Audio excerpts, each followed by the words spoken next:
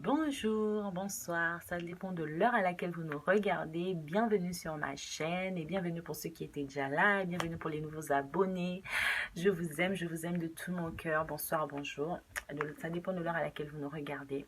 Alors, ce soir, nous allons continuer avec le livre de Luc. Oui, j'ai surligné pas mal d'endroits.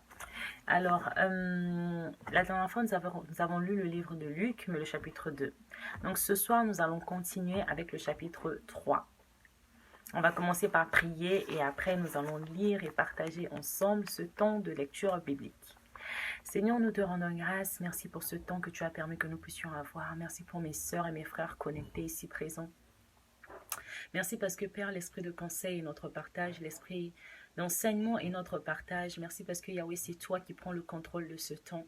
Que tout ce qui n'est pas de toi au milieu de nous se taise au nom puissant de Jésus-Christ. Merci pour ta puissance au milieu de nous. Merci parce que tu nous fortifies et tu nous emmènes ce soir encore à apprendre quelque chose et à mettre en pratique. Que l'honneur et la gloire te reviennent à toi pour les siècles des siècles. Nous avons ainsi prié. Amen, amen, amen. Alors, si tu n'étais pas encore abonné, tu peux t'abonner juste à côté. Ça doit être à ta gauche normalement. Et tu seras le ou la bienvenue. Alors, lisons le chapitre 3 du livre de Luc. La 15e année du règne de l'empereur Tibère, Ponce Pilate était gouverneur de la Judée. Hérode tétrarque de la Galilée, son frère Philippe tétrarque du territoire de l'Ithurée et de la Traconite, Lysanias tétrarque de l'Abilène, et Anne et Caïphe étaient grands prêtres. C'est alors que la parole de Dieu fut adressée à Jean, fils de Zacharie dans le désert. Et Jean parcourut toute la région du Jourdain. Il prêchait le baptême de repentance pour le pardon des péchés, conformément à ce qui est écrit dans le livre des paroles du prophète Ésaïe. C'est la voix de celui qui crie dans le désert. Préparez le chemin du Seigneur, rendez ses sentiers droits. Toute vallée sera comblée, toute montagne et toute colline seront abaissées. Ce qui est tortueux sera redressé, et les chemins rocailleux seront aplani. Et tout homme verra le salut de Dieu. Il disait donc aux foules qui venaient se faire baptiser par lui, race de vipères, qui vous a appris à fuir la colère et à venir? Produisez donc des fruits pour confirmer votre changement d'attitude et ne vous mettez pas à dire en vous-même, nous avons Abraham pour ancêtre. En effet, je vous déclare que c'est de ces pierres Dieu peut faire naître des descendants à Abraham. Déjà la hache est mise à la racine des arbres. Tout arbre qui ne produit pas de bons fruits sera donc coupé et jeté au feu. La foule l'interrogeait. Que devons-nous donc faire? Il leur répondit que celui qui a 2 chemises partage avec celui qui n'en a pas, et que celui qui a de quoi manger fasse de même. Des collecteurs d'impôts vinrent aussi pour se faire baptiser. Ils lui dirent, Maître, que devons-nous faire? Il leur répondit, N'exigez rien de plus que ce qui vous a été ordonné. Des soldats aussi lui demandèrent, Et nous, que devons-nous faire? Il leur répondit, ne commettez ni extorsion ni tort envers personne et contentez-vous de votre solde. Le peuple était dans l'attente et tous se demandaient en eux-mêmes si Jean n'était pas le Messie. Alors il leur dit, Moi, je vous baptise d'eau. Mais il vient celui qui est plus puissant que moi, et je ne suis pas digne de détacher la courroie de ses sandales. Lui, il vous baptisera du Saint-Esprit et de feu. Il a sa pelle à la main, il nettoiera son aire de battage et il amassera le blé dans son grenier. Mais il brûlera la paille dans un feu qui ne s'éteint pas. C'est ainsi, avec encore beaucoup d'autres encouragements, que Jean annonçait la bonne nouvelle au peuple. Cependant, Hérode le tétrarque, à qui Jean faisait des reproches au sujet d'Hérodiade, la femme de son frère Philippe, et de toutes les mauvaises actions qu'il avait commises, ajouta encore à toutes les autres celles d'enfermer Jean en prison. Comme tout le peuple était baptisé, Jésus aussi fut baptisé. Pendant qu'il priait, le ciel s'ouvrit et le Saint-Esprit descendit sur lui sous une forme corporelle comme une colombe. Et une voix fit entendre du ciel ces paroles. Tu es mon fils bien-aimé, tu as toute mon approbation. Amen. Alors je m'arrête au verset 22 pour le moment et on pourra continuer notre lecture tout à l'heure si Dieu nous permet. Alors, Jean, donc on dit que Jean, fils de Zacharie, donc c'est alors que la parole de Dieu fut adressée à Jean, fils de Zacharie, dans le désert.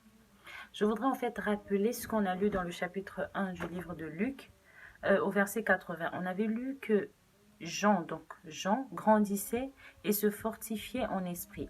Il resta dans le désert jusqu'au jour où il se présenta devant Israël. Donc la parole de Dieu lui a été adressée dans le désert, lorsqu'il était à la recherche de Dieu. Lorsqu'il a pris le temps, lorsqu'il est parti s'exclure dans le désert pour chercher Dieu de tout son cœur et demander la ligne de conduite, dire à Dieu, mais que veux-tu que je puisse faire? Il savait qu'il avait un appel parce que depuis qu'il était dans le ventre de sa mère savait que cet enfant, c'était celui qui allait préparer le chemin de Jésus. Il allait préparer le chemin de Christ. Mais comme il ne savait pas comment faire, il avait besoin de l'itinéraire. Il avait besoin de savoir qu'est-ce que je dois faire et il avait besoin de s'exclure. Il est parti dans le désert. C'est là-bas qu'il a grandi, c'est là-bas qu'il est en train de croître spirituellement, c'est là-bas que le Seigneur lui a parlé, c'est là-bas qu'il a eu la ligne de conduite, comment il devait... Et dans Jérémie 29, alors, je vais vous lire Jérémie 29 au verset 13, il dit, « Vous me cherchez et vous me trouverez, parce que vous me cherchez de tout votre cœur. » Quand tu cherches Dieu de tout ton cœur, quand tu dis, Seigneur, je veux te connaître, je veux te trouver, je veux savoir ce que tu as dit pour ma destinée, ce que tu veux que je puisse faire, tu prends le temps de prier pour ta destinée, afin que la parole, que le Seigneur puisse te parler, que le Seigneur puisse t'adresser la ligne de conduite, qu'il puisse te dire, voici, en 2020, voici ce que tu vas faire. En 2021, tu vas voyager pour aller dans tel pays. En 2021, tu vas entreprendre ceci. En 2021, tu vas arrêter cela. Telle personne, tu vas plus la fréquenter. Telle personne, tu vas aller la voir. Tu vas prier pour telle personne. En 2020, tu as la ligne de conduite. Et tout ça, il faut que tu recherches Dieu de tout ton cœur. Prends le temps de chercher Dieu pour ta destinée. Prends le temps de chercher Dieu pour savoir ce que tu as à apporter dans ce monde, la valeur ajoutée que tu as. Pas seulement les études que tu as fait. Pas seulement ton parcours, je sais pas, familial ou ton parcours universitaire ou ton parcours, je sais pas quel est le parcours que tu as eu. Pas seulement celui-là. Mais recherche ce que Dieu a mis en toi, le potentiel que Dieu a mis en toi, ce que Dieu veut que tu puisses faire de ta destinée. Et c'est en te connectant à lui, c'est en le cherchant de tout ton cœur, en passant du temps dans sa présence, en allant dans le désert. Le désert, Jean est parti dans le désert, mais toi, c'est pas forcément le désert. Ça peut être que tu t'enfermes dans ta chambre. Ça peut être que tu pars une nuit, tu prends un temps de retraite à l'église, dans une chambre d'hôtel. Enfin, une chambre d'hôtel tout seul, hein, tout seul. Rechercher Dieu de tout ton cœur, de toutes tes forces. Tu dis, Seigneur, je ne sors pas d'ici tant que tu ne m'as pas dit ce que tu as prévu pour moi. Je ne sors pas d'ici tant que tu n'as pas changé ma vie. Je ne sors pas d'ici parce que je suis fatiguée de faire les choses comme je le faisais auparavant. Maintenant, je veux être conduite par l'Esprit. Maintenant, je veux que le Saint-Esprit soit au centre de ma vie. Et tu te déverses devant le trône de Dieu. Tu soupires, tu cries, tu vas dans le désert. Juste toi et Dieu. Le désert, il n'y a personne. Il n'y a que toi et Dieu. Tu fermes toutes les portes, tu éteins ton téléphone. Tu dis, aujourd'hui, je veux rencontrer Dieu. Aujourd'hui, Seigneur, tu dois me dire, qu'est-ce que tu as prévu pour moi? Est-ce que tu veux que je puisse aller travailler dans l'humanitaire? Dis-le-moi. Est-ce que tu veux que je puisse continuer dans la filière dans laquelle j'ai commencé à l'école et aujourd'hui, je suis toujours dedans? Dis-le-moi. Est-ce que c'est le moment pour moi d'arrêter de travailler et d'être une femme au foyer ou un homme au foyer? Dis-le-moi. Et c'est Dieu qui va te parler, ce ne sont pas les hommes. Et tu as besoin d'être dans le désert pour entendre la voix de Dieu. Car si tu es dans un endroit bruyant, tu peux confondre la voix de Dieu et la voix d'une autre personne. Amen. Prenons le temps de chercher Dieu dans le désert. Alors, on dit dans la parole de Dieu, la suite dit que Jean, fils de Zacharie, dans le désert, et Jean parcourut toute la région du Jourdain et il prêchait. Donc, c'est alors que la parole de Dieu fut adressée à Jean, fils de Zacharie, dans le désert, et Jean parcourut toute la région du Jourdain. Il prêchait le baptême de repentance pour le pardon des péchés. On voit que c'est après avoir entendu la parole de Dieu, en fait. La parole de Dieu, c'est après avoir entendu la parole de Dieu qu'il a commencé son ministère. On dit la parole de Dieu lui fut adressée, et juste après on dit il prêchait le baptême de repentance. Tu ne peux pas commencer un ministère, tu ne peux pas marcher dans ta destinée si tu ne sais pas ce qui est à toi, si tu n'as pas pris la ligne de route, la ligne de conduite auprès de Dieu. Voilà pourquoi tu dois écouter Dieu avant de commencer ton ministère. Aujourd'hui, pour Jean-Baptiste, c'était un ministère. Voilà, il a baptisé, il prêchait la repentance. Mais pour toi, peut-être que ce n'est pas le ministère. Peut-être que tu dois faire autre chose, tu dois te repositionner, tu dois te reconvertir dans le domaine professionnel. Je ne sais pas qu'est-ce que tu vas faire, mais tu as besoin d'entendre le go de Dieu. Ouais. Tu as besoin de savoir si actuellement le panneau de signalisation est rouge ou vert. Parce que c'est comme dans la vraie vie. C'est que quand le panneau est rouge et que tu passes, tu peux avoir un accident. Il faut attendre que cela soit vert pour que tu puisses passer librement. Amen. Soyons comme Jean-Baptiste, entendons les paroles de Dieu afin de commencer ce pourquoi le Seigneur nous a demandé de faire. Ce pourquoi il nous a envoyés sur la terre. Et il dit que il prêchait le baptême de la repentance, le pardon des péchés. En fait, on voit que, une fois de plus, il prêchait la repentance. Pourquoi? Parce que Dieu est un Dieu amour. Dieu est un Dieu qui pardonne. Dieu est un Dieu rempli de compassion. Mon frère, ma soeur, je ne sais pas qu'est-ce que tu as fait dans le passé. Je ne sais pas qu'est-ce qui te pousse à croire que Dieu ne peut pas te pardonner. Mais sache que ce que Jean-Baptiste a prêché hier est toujours valable aujourd'hui. Dieu est celui qui pardonne. Le jour où tu te répands de toutes tes fautes, où tu confesses devant Dieu, tu dis Seigneur, voici ce que j'ai fait, voici ce que j'ai fait. Père, pardonne-moi. Quelqu'un viendra me dire, Laura, j'ai fait ceci, j'ai fait cela, tu es sûr que Dieu peut me pardonner, tu es sûr que ton Dieu peut me pardonner? Je vais te prendre 2 exemples dans la Bible. Pierre. Tu connais Pierre? Pierre, celui en a qui? Pierre, sur toi, je bâtirai mon église. Pierre qui a parlé de Jésus partout dans le monde. Partout où il partait. Pierre qui s'est levé devant du monde pour dire, même si vous allez me tuer, je ne me tairai pas. Je parlerai de Christ. Mais ce Pierre qui était disciple de Jésus, qui a dit, Jésus, je t'aime. Tu connais mon cœur, je t'aime. Et Jésus lui a dit, le coq n'aura pas même chanté ce matin que tu m'auras renié 3 fois. Et cela est arrivé. Pierre a renié Jésus 3 fois. Pourtant, il était disciple. Il a renié Jésus 3 fois. Devant le monde. Mais pourtant, Dieu l'a utilisé. Mais pourtant, Dieu l'a utilisé. As-tu renié Dieu devant le monde? As-tu été disciple de Dieu et tu as renié Dieu devant le monde? Je ne pense pas que tu as fait ceci. C'était grave ça, c'est très grave. Je vais te prendre un 2e exemple. Celui que j'ai pris l'exemple, c'était dans le livre de Jean au chapitre 13. 13 je pense. Je vais te prendre un autre exemple de David. Dans 2 Samuel, le verset 12 au chapitre 13. Donc je raconte un peu l'histoire.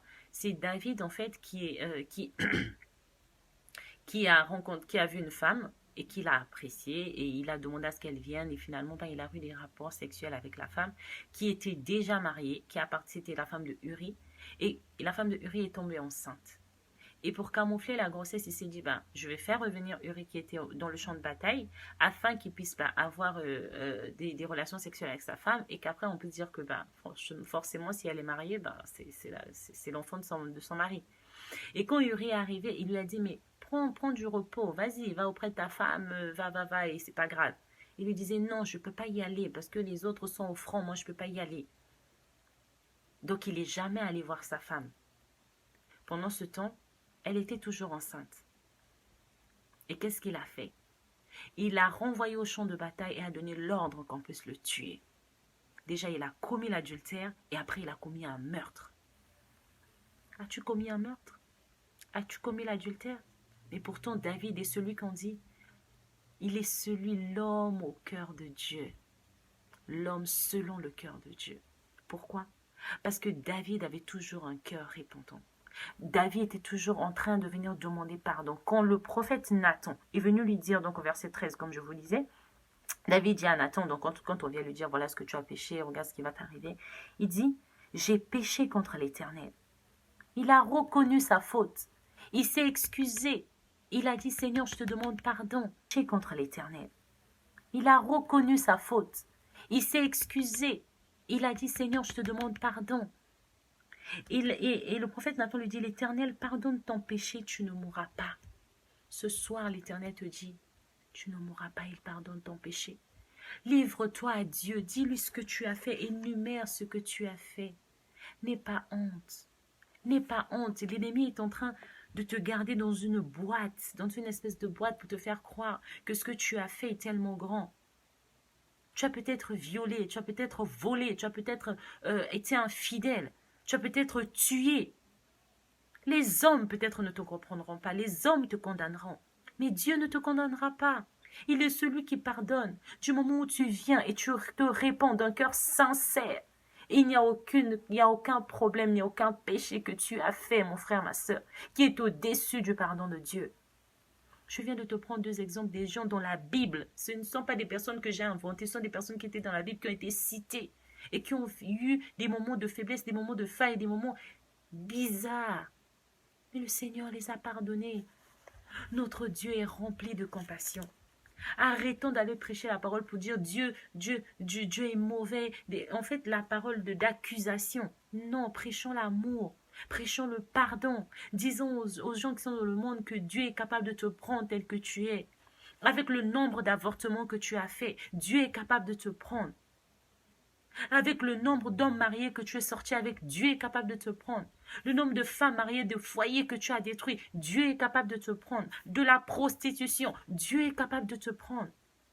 Cette femme à qui Jésus a dit, que quand Jésus est parti demander de l'eau près du puits, je ne sais plus c'est quoi le verset, mais cette femme, elle a eu plusieurs maris.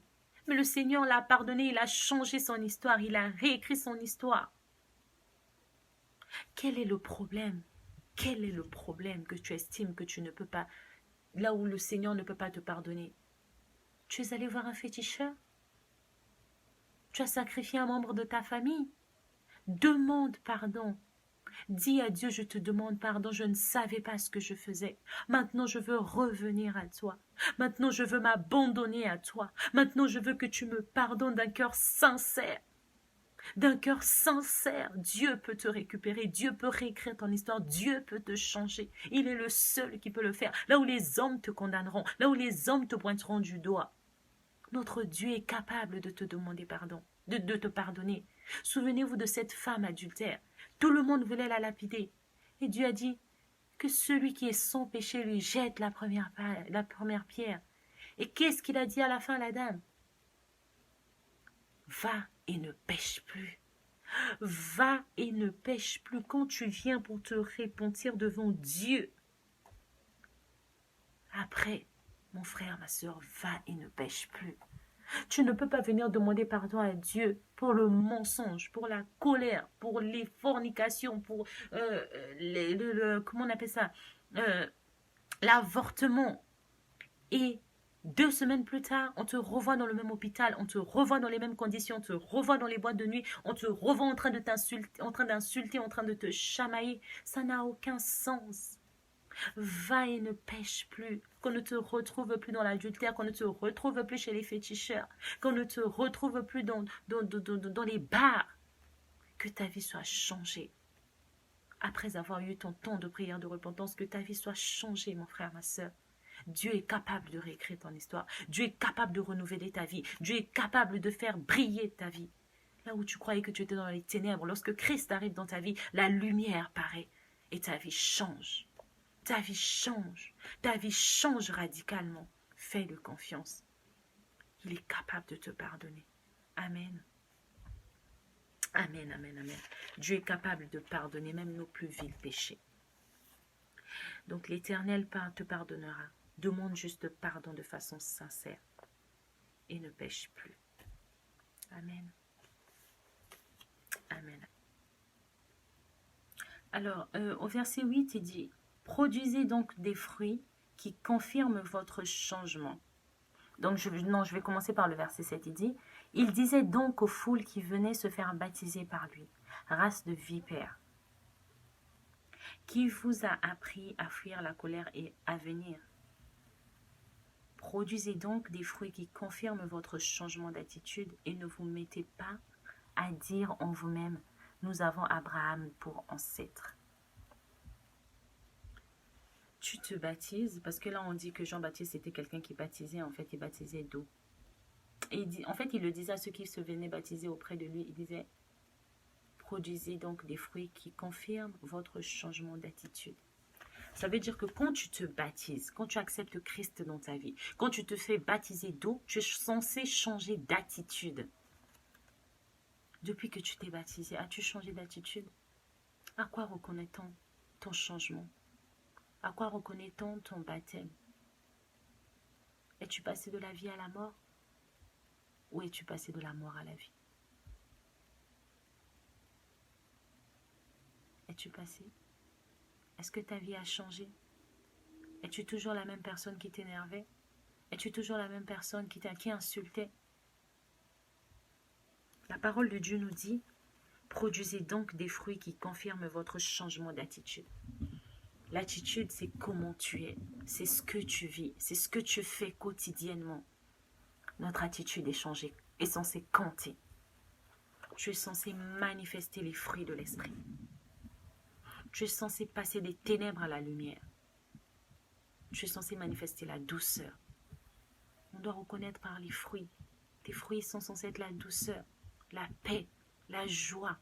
Quand tu parles, on doit sentir que cette femme est douce, cet homme est doux. Tu dois plus être cette personne colérique qu'on connaissait hier. Tu dois être cette personne remplie de joie, de paix. Peu importe les circonstances, ta joie ne doit pas dépendre des circonstances. Ce n'est pas parce qu'on t'a viré, qu'on t'a licencié, que tu dois être en train de te morfondre. Non, tu es censé changer d'attitude.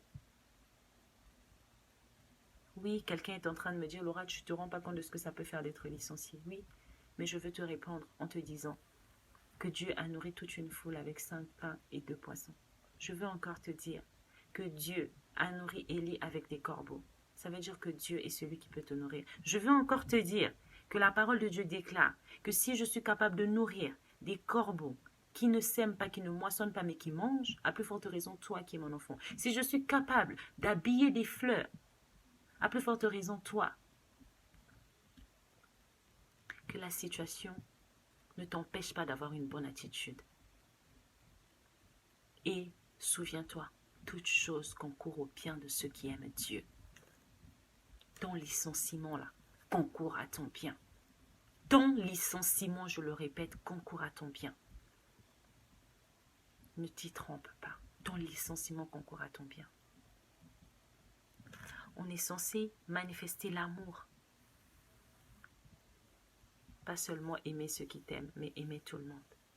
On est censé manifester la tempérance, la maîtrise de soi, le pardon envers les autres. Oui, tu es censé pardonner envers les autres, pardonner tout le monde. Tu es censé aimer, tu es censé avoir la maîtrise de soi, savoir te taire, savoir maîtriser ta langue pour ne pas mettre le feu. Tu es censé maîtriser ta langue. C'est comme ça qu'on te reconnaîtra en tant que disciple. En tant que disciple. Et au verset 9, il dit, déjà, la hache est mise à la racine des arbres. Tout arbre qui ne produit pas de bons fruits sera donc coupé et jeté au feu.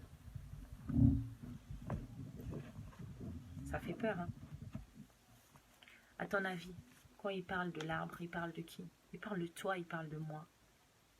Si on ne produit pas des bons fruits, on sera coupé et jeté au feu. Mourir en enfer. mourir en enfer parce qu'on ne produit pas des bons fruits. Et les mauvais fruits, c'est quoi?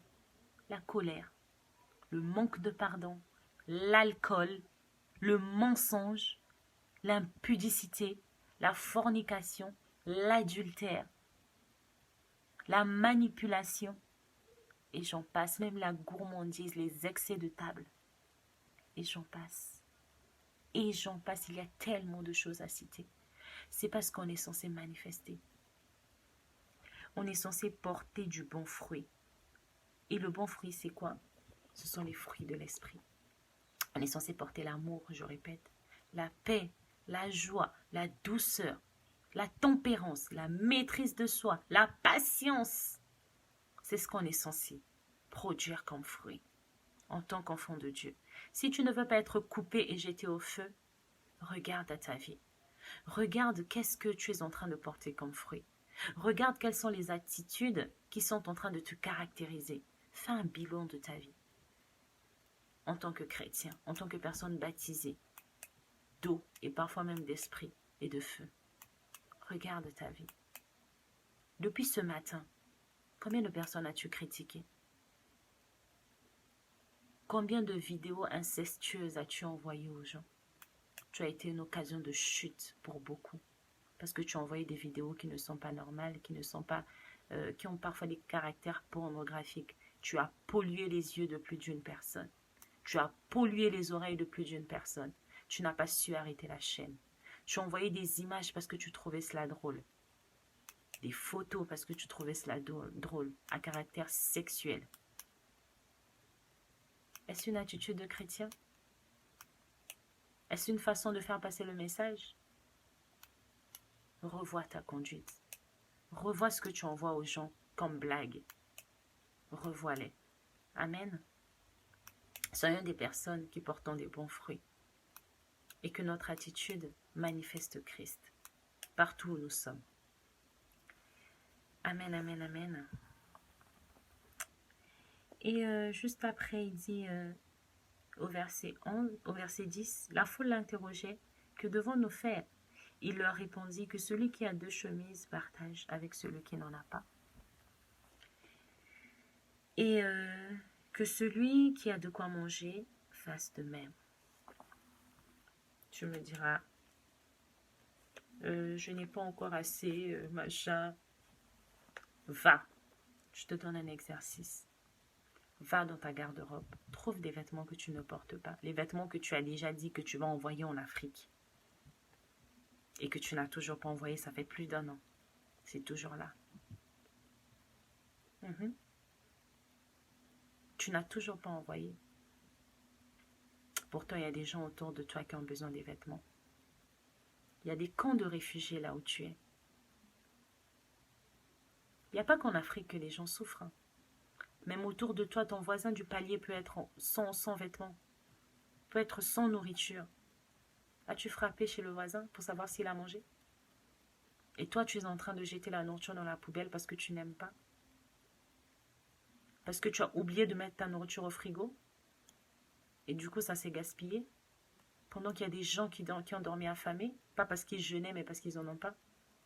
Toutes les personnes que tu vois dans le métro qui sourient là, ce ne sont pas forcément des personnes qui ont mangé. Ce ne sont pas forcément qui sont remplies d'argent. Tu te plains peut-être de ta situation. Mais sache qu'il y en a beaucoup qui aimeraient être dans ta situation. Il y en aurait beaucoup qui accepteraient d'être comme toi. Les dettes que tu clames haut et fort, il y en aurait beaucoup qui aimeraient avoir tes dettes. Parce qu'eux, ils ont dépassé le stade des dettes. Ils sont dans le surendettement, surendettement. Partage. Partage. N'attends pas de devenir riche pour partager. Tu dois commencer avec le peu que tu as. Oui, tu dois commencer avec 10 euros. Tu peux nourrir quelqu'un. Oui, regarde-moi. Avec 10 euros, tu peux nourrir quelqu'un. Tu peux faire à manger et partager et nourrir même une famille. Apprends à faire les bonnes actions et à partager. On a dit, que devons-nous faire? Partager, c'est manifester l'amour. Donc là, on voit que Jean-Baptiste, en plus de pardonner, il nous apprend qu'il faut manifester l'amour aux gens autour de nous. Il n'a pas dit de partager avec ceux qui sont dans ta famille. Il a dit avec celui qui n'a pas. Trouve celui qui n'a pas autour de toi. C'est pas forcément quelqu'un de ta famille. C'est pas forcément un collègue de travail. C'est pas forcément quelqu'un que tu connais. Trouve celui qui n'a pas et partage. Partage ta chemise qui ne te suffit plus là, que tu es là, que tu gardes. On dirait que tu te dis, mais je vais maigrir, hein, je vais fit in. Je vais maigrir. Depuis là, tu ne maigris pas. Tu es toujours patatouf comme moi. Tu ne maigris pas. Faut partager. Tu sais, c'est en libérant que tu fais de l'espace et après, le Seigneur t'envoie autre chose. Mais si toi, chez toi, c'est toujours rempli, tu as l'impression que tu en as beaucoup, mais en fait, tu n'en as même pas beaucoup. Toutes les chaussures que tu as là, que tu ne portes même pas. Et puis tu dis, non, tu as même mal aux pieds, maintenant tu ne portes même plus les talons là. Donne à celui qui en a besoin. Les baskets là, tu n'aimes même pas ça. Quand tu portes ça, tu as mal aux pieds. Pourquoi tu gardes ça? Parce que c'est la marque. Tu ne veux pas te séparer parce que ça t'a coûté un bras? Et alors? Tu as acheté, ça ne te suffit pas. Tu n'as pas pu te faire rembourser. Partage. Apprends à te libérer, apprends à partager. Manifeste l'amour autour de toi. Manifeste l'amour autour de toi. Manifeste l'amour autour de toi. Tu ne sais pas combien tu peux aider dans ton église, dans ta communauté. Tu ne sais pas combien tu peux aider. Sois une source de bénédiction pour beaucoup. Sois une source de bénédiction pour beaucoup. N'attends pas de devenir riche. Et la parole de Dieu nous dit dans Matthieu 25, 39, 40. Je vais vous chercher ce verset-là. Parce que je veux vraiment vous montrer que Dieu est celui qui ne ment pas.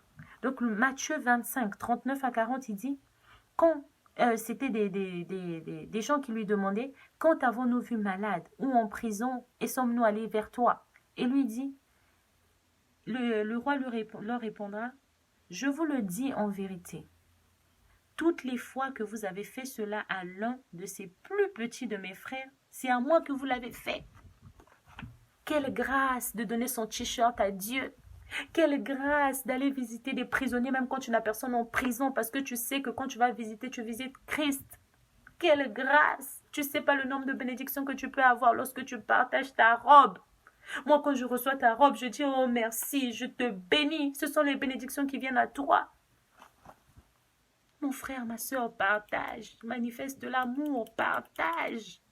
Partage l'argent, partage les vêtements, partage la nourriture, partage les chaussures, partage ton temps. Si tu n'as pas tout ça, partage de ton temps. Il y a des gens qui ont juste besoin de parler, ils ont besoin juste que tu puisses les écouter. Si ça se trouve, tu es doté d'esprit de conseil, écoute et partage, conseille les gens. Prie pour les gens, n'attends pas d'être pasteur, prie pour les gens. Tu ne sais pas ce que Dieu a mis en toi. Ne te décourage pas, ne te diminue pas. Prie, manifeste l'amour, partage l'amour que Dieu a mis en toi. Prie pour ton voisin, même si tu ne le connais pas, va à la boîte aux lettres, regarde son nom, note-le sur un cahier, prie. Réveille l'église, réveille ton immeuble. Suscite un réveil dans ton immeuble. N'attends pas la fête des voisins pour aller savoir comment s'appelle ton voisin. N'attends pas la fête des voisins pour aller lui offrir un plat de tchèp ou un plat, je ne sais pas, de ta spécialité. Ouvre ta porte. Ouvre ta porte, mon frère, ma soeur. Share.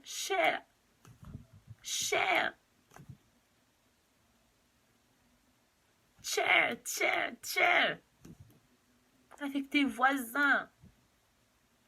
Des personnes qui sont nécessiteuses. C'est pas forcément le gars que tu vois au pied de métro qui pleure. Mais des fois, ton voisin, j'insiste, ton voisin du palier est en train de pleurer. Mais ta prière peut l'aider. Ton bonjour peut l'aider. Mais toi, tu montes dans l'ascenseur. J'ai passé une sale journée. Je ne le connais pas, je ne le salue pas. Tu es dans le métro avec tes écouteurs. Alléluia, alléluia, alléluia, alléluia, alléluia. Ton voisin est là, il est dépressif. Tu n'as pas osé lui dire un bonjour. Tu n'as pas osé lui dire, je prie pour toi, je bénis ta journée. Pourquoi? Parce que tu as honte. La parole de Dieu dit, ceux qui ont honte de moi, j'aurai honte d'eux. Pourquoi tu as honte de parler à ton ami qui tous les jours vient te dire des insanités? Pourquoi tu as honte de lui dire la vérité? Pourquoi? Pourquoi tu as honte? Tu aimes écouter ça? Tu aimes écouter quand il vient et te raconte des trucs qui te bourrent les oreilles? Après, tu vas aller dans la présence de Dieu pour dire « Je suis désolée. » Mais tu n'as rien fait pour empêcher cela. Arrêtons d'être dans notre coin, notre salut, notre Jésus à nous. Non, partage ton Jésus. Partage ce qu'il a fait pour toi. Il t'a sorti d'une maladie, tu as été guéri. Combien de personnes savent que tu as été guéri à part les gens de ta famille? Combien de personnes savent que tu étais stérile et aujourd'hui tu as un enfant? Combien de personnes savent que tu étais dans la fornication, tu étais dans la drogue, le Seigneur t'a enlevé, aujourd'hui tu es un homme pieux? Combien de gens le savent? Tu étais tout le temps malade, tu avais mal partout. Combien de gens le savent? Combien? À part les gens de ton entourage. Combien? Combien d'étrangers le savent? Combien de personnes as-tu dans ton répertoire qui ne sont pas de ta famille et que tu appelles pour savoir comment ils vont, sans arrière-pensée? Combien? Combien? Dis-moi, combien? Apprenons à aimer. Apprenons à aimer. Pas seulement je t'aime parce que tu as des sentiments pour la personne, parce que voilà, c'est ton mari ou c'est ta femme, ou parce que c'est un membre de ta famille. Aime les handicapés que tu vois. Aime les gens. Aime les gens. Aimez-vous les uns les autres. C'est le commandement que Christ nous a donné. Et là, Jean-Baptiste est en train de dire de partager, c'est une forme d'amour. C'est une forme de manifestation de l'amour. Quand on aime, on partage. Oui, quand tu aimes ton enfant, tu lui donnes. Tu ne lui refuses pas. Regarde tous les jouets que tu as achetés à ton enfant à Noël. Regarde tout ça. Regarde tout ça, tout ce que tu as dépensé là, tous les jouets. Que d'ailleurs même, il y en a d'autres enfants, le même soir, il a déjà tout cassé. Hein? Tandis que tu as des milliers de personnes qui n'ont pas mangé. Apprenons à réfléchir. Arrêtons ça. Arrêtons ça. On se fait des cadeaux de marque, tandis que d'autres sont là en train de pleurer. Arrêtons ça. Arrêtons ça. Changeons d'attitude. La parole de Dieu nous dit ici, dans ce qu'on a lu, changeons d'attitude. Changeons d'attitude. Changeons d'attitude.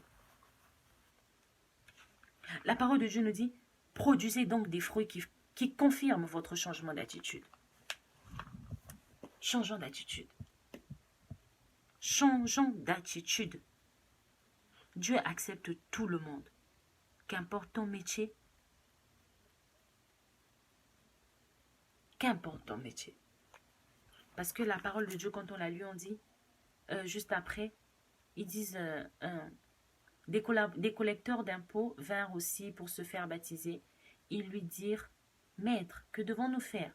Il leur répondit, « N'exigez rien de plus que ce que vous avez été ordonné. » Et après, des soldats aussi sont venus, que devons-nous faire? Il leur répondit, « Ne commettez ni extorsion ni tort envers personne et contentez-vous de votre solde. » Mais toi, depuis qu'on t'a mis là-bas à la caisse, tu es comme Judas, voleur. C'est toi qui rajoutes tes 50 centimes au-dessus. Ça a fini dans la poche. Dans la poche. Voleur. Voleuse. Répète, voleur, voleuse. Répète, je ne vais plus voler. Voilà.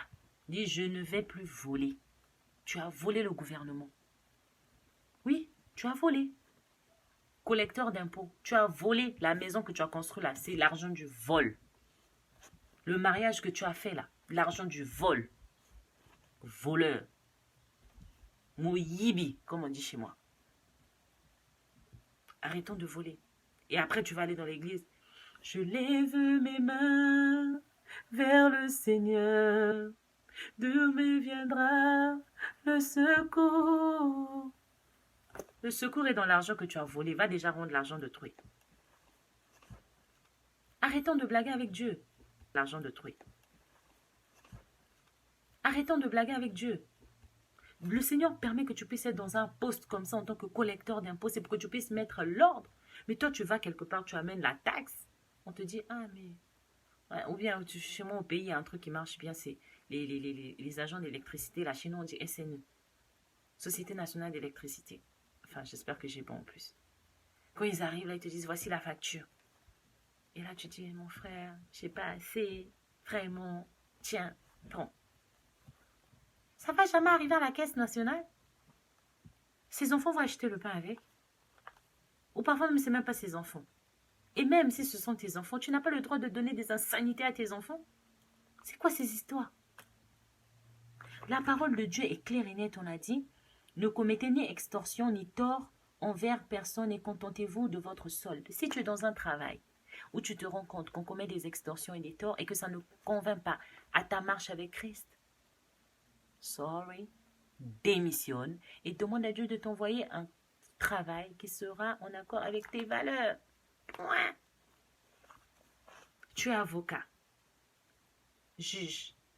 Tu arrives quelque part, tu sais que ça c'est faux, mais comme tu as pris l'argent du client, tu vas le défendre bête comme un mouton.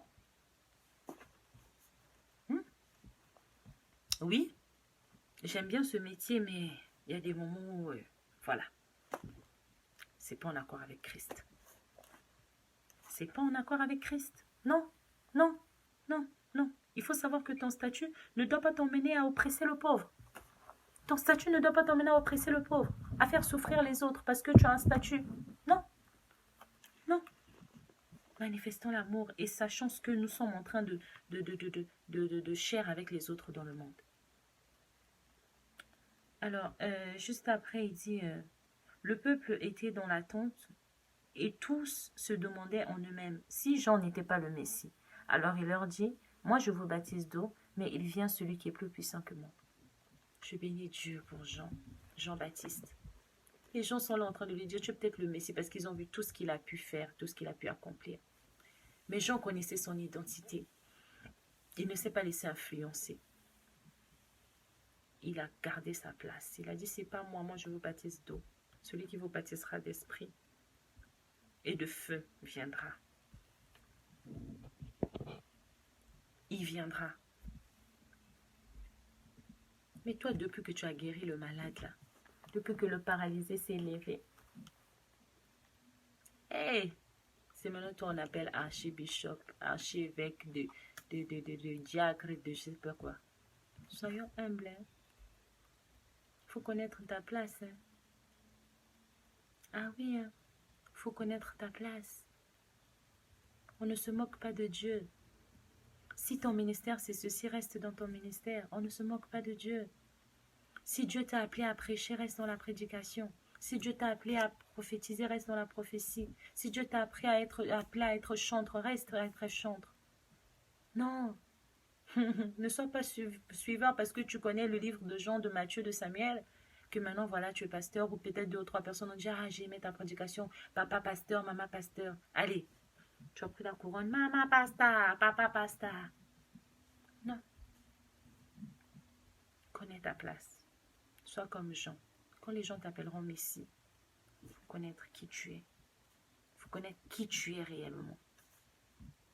Pour ne pas que tu puisses tomber en fait dans du n'importe quoi, dans une perte d'identité en fait. Et tu pourrais confondre ton appel. Et ça, c'est dramatique et c'est grave. Parce que imagine, tu as été appelé par exemple dans le ministère de guérison et toi, tu es dans le ministère de louange.